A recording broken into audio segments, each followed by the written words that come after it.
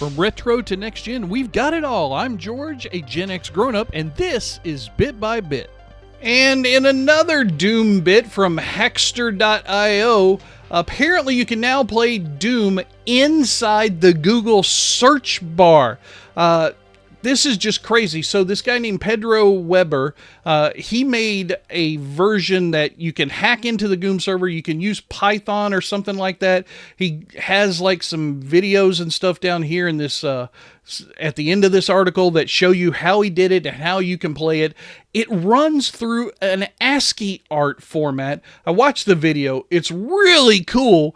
I can't wait to give this thing a try if I can figure out how to do it. You do have to do a few little things. It's not, just simple go to Google and search for Doom ASCII art and start playing it. No, you got to do some stuff because you kind of have to hack your browser a little bit. But man, you imagine playing Doom with ASCII characters inside the Google search bar? Boy, Doom is everywhere, and I, for one, love it. For those retro gaming enthusiasts who really enjoy a good police procedural drama like me, we've got an article here from XDA. This is all about how there was a rare SNES cheat device, Game Wizard, that somehow got associated with a bunch of shady business. Now, the Game Wizard itself is kind of a cheating device, and I didn't have one of these products because I didn't have a Super Nintendo Entertainment System. I was kind of out of gaming in that field for a while. I was just doing PC gaming back then.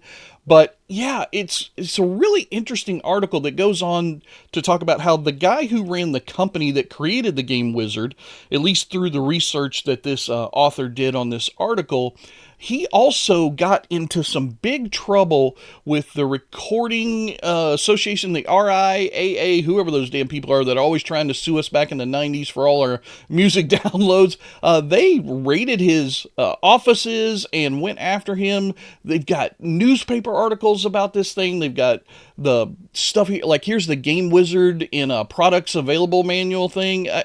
This is just a really well put together article that goes through the entire history, shows how this guy Tarusky, Keith Tarusky, he was in charge of that company. He's been indicted a whole bunch of times, and it wasn't his first run-in with the law. He had been in trouble back in the 80s. This has just got Gen X, nostalgia, police procedural, mystery, retro gaming all rolled up into one. It's about a 10-minute read. I highly recommend going and checking it out, and I'll have the link down in the description below. But yeah, if you're ever wondering how a Nintendo device that could have been related to cheating on some of your games could have also intrigued the FBI enough to get involved with some raids on the company, check this out.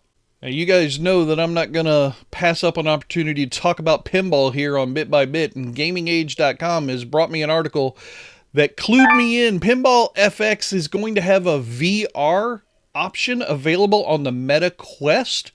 I am over the moon about this announcement. I can't wait to get a chance to play this platform. I'm going to reach out to my guys over at Zen Studios, see if I can't get a couple of license keys or something like that. When they're going to come out on April the 3rd, and I'm hoping that I'll get a chance to play them a little bit before then, just so I can see what it's all about. There's some nice screenshots here that show you a little bit of the environment. There's a great trailer that really shows you how you can interact with the environment. There's shelves. It's like a whole little arcade room, and you can put your pinball machines wherever you want and everything. When they come out on April the 3rd, they're going to have a whole bunch of different titles. Let me see if I can find down here. Yeah, so first up is going to be Sky Pirates, Pinball Noir, which is probably one of my favorite on their mobile platform. I really like that table. And Curse of the Mummy for $10. It's also going to have some William pinball tables a little bit later on. I think, here, I also see the original Star Trek Next Generation, which is a very fun pinball game. Love that one. And then, of course, some of their new, more modern ones, the Battlestar Galactica, the Knight Rider, and the Xena Warrior Princess, that were all part of that bundle that came out last year. It's going to be a really fun platform, I think. I'm just not quite sure what it's going to feel like to play this on a Quest, but I'm going to dust mine out and give it a shot. I hope you will too. Alright, if you're a retro gamer like me and you're as confused by RetroArch as a lot of people seem to be, XDA has got you covered with the 7 most accurate RetroArch cores that helps us to play games the way we remember them being played. This is a really good article because it gives you not just a list of 7 great cores that are part of that whole RetroArch system, but it also explains to you a little bit about why they are good, how they work, and maybe some areas that you need to look out for just in case. So like the very first one is one for arcade emulation called Final Burn Neo. I'd never even heard of that core until I started reading this article, but it makes some good points here. But then the nice thing that they include is a warning explaining to you how some things are great on it, some other things are not, and depending upon what your gameplay situation is, you might want to stick with the original MAME, but maybe not play the MAME core inside of RetroArch because MAME standalone is a little bit better, which, you know, I get that. Okay. Here's one for Super Nintendo called BSNES. Number 5 up here is the Genesis Plus GX for Sega Genesis emulation. We've got one for PlayStation, Nintendo GameCube, Dolphin. Of course, we've all heard of Dolphin, I'm sure. Again, more warnings just to help you to, you know, make sure that you're getting everything set up correctly. Nintendo Game Boy Advance called MGBA. Very cool. And their most popular, the one they think is the best, is for the Nintendo Entertainment System called Mezen. I had never even heard of it. This is a great article, a lot of great information. I really need to start digging more into RetroArch and figuring out how to set it up properly. I think it's obviously a mature system. There's a lot to figure out, and articles like this from XDA can certainly help with that.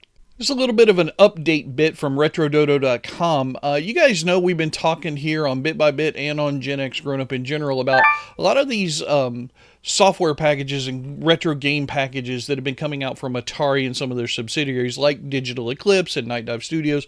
We know that Tetris Forever has been very popular, and we also know that they are coming out with a physical release. But what I didn't realize, and what RetroDodo clued us into, is that one of the packages that you can get, the Gold Collectors package specifically, will also include a physical handheld device that has 2 of the games from Tetris Forever on it. So here's the little information shot.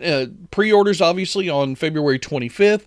But yeah, there's going to be this cool little physical handheld device that comes along with that package if you buy it. So head on over to the links and check it out. If you want to grab this on February 25th or shortly thereafter for your pre-order to make sure you get one.